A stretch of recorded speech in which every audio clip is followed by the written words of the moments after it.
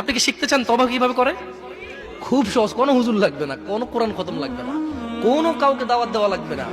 দিন হতে হবে জরুরি নয়, রাত হতে হবে জরুরি নয়, নামাজের সময় হতে হবে জরুরি নয়, জরুরি নয় ওযু থাকতে হবে। তওবা এখন এখানে করা যায়। তওব মানে রিটার্ন, তওব মানে কি? রিটার্ন মানে ফিরে আসা। ধরেন একটা লোক জিনা করে, সে বলে যে না আস্তাগফিরুল্লাহ, আল্লাহ আমাকে ক্ষমা করুন, আমি আর জিনা করব না। এই লোক তওবা করেছে। লোক কি করেছে? এরপরে সে যে তওবা করেছে এটা প্রমাণ হবে কিভাবে? সে যদি আর কোনোদিন আল্লাহকে ভয় করে জিনা না করে। বুঝে আসছে না? আসেনি? মদখোর বলল যে না আমি আর মদ খাবো না, কেন? আল্লাহ এটা অপছন্দ করে। তো এটা কিভাবে মানে তওবা বলে গণ্য হবে? যখন সে আর এই কাজ করবে না, যখন সে আর এই কাজ।